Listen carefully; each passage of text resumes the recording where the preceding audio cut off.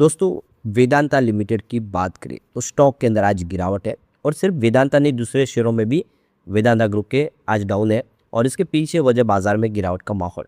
अब आप देख ही सकते हो कि बाजार इस समय आगे बढ़ नहीं पा रहा है। ग्लोबल रीजन है जो पैरों में बेड़ियां बंध रहे। ऐसे में क्या है आगे की रणनीति? अब क्वार्टर बनाने वाला है, हर कंपनी अपना सेपरेट रिजल्ट लेकर आएगी इस बार। इससे पहले वेदांता ने सामूहिक रिजल्ट दिया था अपना क्वार्टर वन का, जो काफ़ी अच्छा था। कंपनी बहुत ही बेहतरीन डिविडेंड देने के लिए जानी जाती है। इसका ट्रैक रिकॉर्ड बहुत ही बेहतर है, जो प्राइवेट सेक्टर की जितनी भी कंपनियों को पछाड़े है। और दूसरी तरफ देखें तो जो सरकारी कंपनियां उनको भी पीछे छोड़ती है। ऐसा है इसका डिविडेंड का ट्रैक रिकॉर्ड। अब आगे क्या संभावना बन रही है उसको जानेंगे। जो लेटेस्ट अपडेट निकल के आ रही है वो क्या इशारा करिए। कुछ म्यूचुअल फंड्स जो है, कुछ बड़े फंड हाउस ने अपनी होल्डिंग को यहाँ पे कम कर दिया है, उसके पीछे की वजह को जानेंगे। और मार्केट एक्सपर्ट की तरफ से नई राय निकल कर आई है वेदांता के शेयरों को लेकर, उसको भी समझेंगे इस वीडियो के माध्यम से। लेकिन फ्रेंड्स, उससे पहले अगर आप पहली बार हमारे चैनल पे आए तो चैनल को सब्सक्राइब कर दीजिए, एक बेल आइकॉन दबा दीजिए ताकि जब भी नया वीडियो बने पहला नोटिफिकेशन आपको मिले। वीडियो पसंद आए तो लाइक से जरूर कीजिए। चलो फ्रेंड्स, वीडियो स्टार्ट करते हैं। मैं हूँ आपका दोस्त SB दवे और हमारे अपने चैनल ऑनलाइन कमाई में आपका बहुत बहुत स्वागत है। सबसे पहले वेदांता लिमिटेड के कारोबार की बात करें तो 267 पर स्टॉक आपको ट्रेड करता हुआ दिखाई देगा, जहां पे आप देखें 0.98% यानी लगभग 1% के आसपास की आपको गिरावट देखने को मिलेगी यहाँ पे। तो ये देख लो कि शुरुआत बिल्कुल फ्लैट हुई थी, जो कल की क्लोजिंग थी 270 का हाई भी बना, लेकिन स्टॉक आगे बढ़ नहीं पाया क्योंकि बाजार में कमजोरी थी, जिसकी वजह से इसने 266 का लो बना है। फिलहाल स्टॉक आप देखिए अपने ऊपरी प्राइस से 100 रुपये डिस्काउंट पे इस समय वेदांता का शेयर है, क्योंकि 360 का इसने हाई बनाया हुआ है, आज 266 तक गया। मतलब बिल्कुल आप समझ सकते हो 100 रुपये डिस्काउंट पे इस समय स्टॉक मिल रहा है वेदांता लिमिटेड का, और ये एक अच्छी अपॉर्चुनिटी इसमें दिखाई दे रही है। अब वेदांता एल्यूमिनियम लिमिटेड की बात करें, यहाँ पे तेजी कुछ देखने को मिल रही है गिरते बाजार में। 453 पर स्टॉक ट्रेड कर रहा है, जहाँ पे 0.54% की तेजी है। तेजी भले कम हो लेकिन गिरते बाजार में ये भी काफ़ी मायने रखती है। तो ये देखिए वेदांता ग्रुप का अकेला ये खिलाड़ी है जो AMFI इंडेक्स में आप देखें तो लार्ज कैप में शामिल हो चुका है। यानी म्यूचुअल फंड ने इसको अपनी तरफ से हाथों हाथ लिया, क्योंकि इसका मार्केट कैप उस लेवल का है, जिसकी वजह से ये देख लो कि लार्ज कैप में शामिल हो गया है और इससे एक फ्रेश निवेश आने की संभावना बन रही है। स्टॉक ने लिस्टिंग के दिन एक कमाल कर दिया, 537 का सीधा हाई बनाया, उसके बाद लगातार कमज़ोर बना हुआ है। फिलहाल आप देखें तो आज शुरुआत कमजोरी के साथ ही थी 447 पर, उसके बाद 445 का लो भी बना, लेकिन जो हाई है वो 461 का है। ये सबसे अच्छी बात है कि कमजोरी के साथ शुरुआत करने के बाद भी स्टॉक रिकवर हुआ और इस समय ग्रीन जोन में ट्रेड कर रहा है। वेदांता पावर की बात में 40.28 पर ट्रेड करा है, जहाँ पे 2.7% की बड़ी गिरावट देखने को मिल रही है। तो ये देखिए शुरुआत कमजोरी के साथ ही हुई, उसके बाद देखें तो इसने 40 का लेवल बनाया, उससे 39 लो में जा चुका है, वहाँ से फिर रिकवरी भी हुई थी। हाई इसका 49 का है, आप देखें उससे स्टॉक काफ़ी नीचे आ गया है। अब Vedanta iron and steel limited की बात हो 34.98 पर आप देखें इसकी इस समय स्टॉक आपको ट्रेड डाउन दिखाएगा 3.93%, यानी लगभग 4% की भारी गिरावट यहाँ पे देखने को मिले इस समय स्टॉक के अंदर है। तो स्टॉक काफ़ी कमज़ोर दिखाई दे रहा है।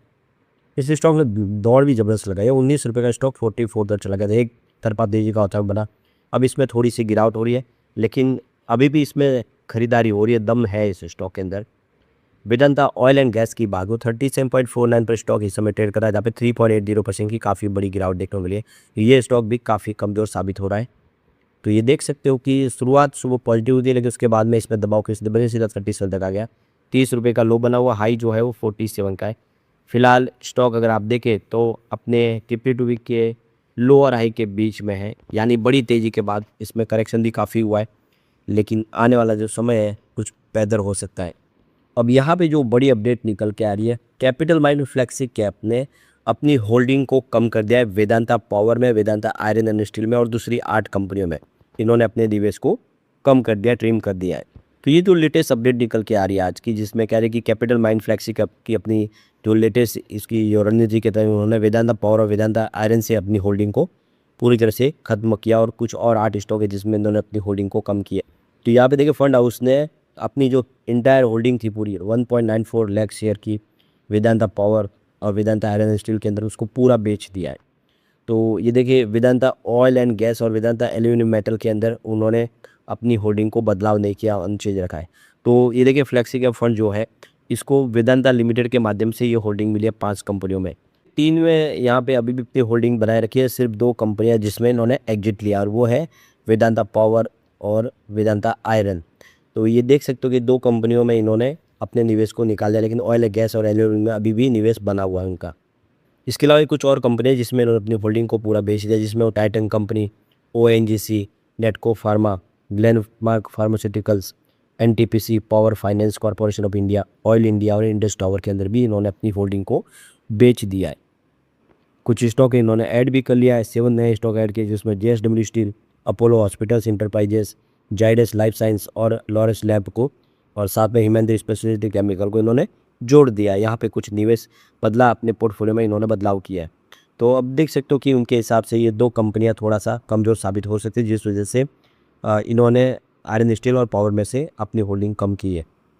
अब यहाँ पे डी मर्जर हो चुका है और उसके बाद में देखें तो सेंट्रम ब्रोकिंग के नीलेश जैन ने अपनी राय रखी है वेदांता के शेयरों को लेकर। तो नीलेश जैन का कहना है कि इस समय जो ये डी मर्जर की पूरी प्रक्रिया पूरी उसके बाद में देखें लॉन्ग टर्म इन्वेस्टर के लिए एक बढ़िया शानदार मौका दिखाई दे रहा है।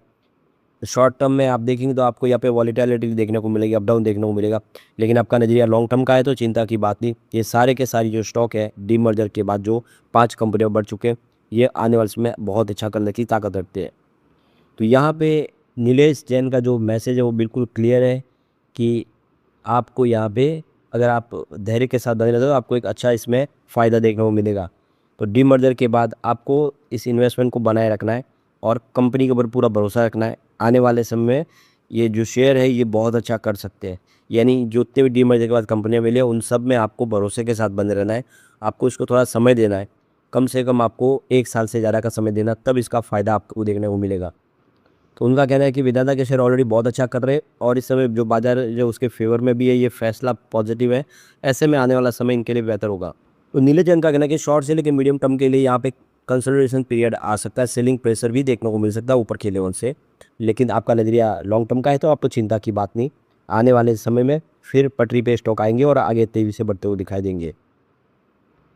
तो ये देख सकते हो कि वेदांता ग्रुप के फाउंडर और चेयरमैन अनिल अग्रवाल ने अपना नज़रिया दिया है कि ये जो हमने बिजनेस अलग अलग किए, इसका मकसद है कि हर बिजनेस को एक बड़ा बिजनेस बनाना। हर कंपनी के अंदर ताकत है एक खुद बरगद का पेड़ बनने की, और इसी वजह से हमने ये फैसला किया है। अभी तक सिर्फ एक कंपनी के तरह काम करने का उनको इतना मौका नहीं मिल पा रहा था, अब सारी कंपनियाँ इंडिपेंडेंटली अपना काम कर पाएगी, फैसले ले पाएगी। तो जो अलग अलग 5 सेक्टर वाइज जो कंपनियाँ हैं ये बेहतर कर सकती है, सबके अंदर वो पोटेंशियल है। तो देख सकते हैं चेयरमैन अनिल अग्रवाल का भी कहना है कि हर कंपनी आने वाले समय बेहतर करेगी और निवेशकों को इसका फ़ायदा होगा। ऐसे में लॉन्ग टर्म इन्वेस्टर को यहाँ पे चिंता करने की कोई बात नहीं। लेकिन फ्रेंड्स, कोई भी इन्वेस्टमेंट करने से पहले अपने फाइनेंशियल एडवाइजर से एडवाइस ले ले या अपना खुद का रिसर्च करें, क्योंकि मैंने वीडियो आपके एजुकेशनल पर्पज़ के लिए ही बनाया। वीडियो पसंद आए तो लाइक से जरूर कीजिए और चैनल को सब्सक्राइब कर दीजिए। Thank you friends.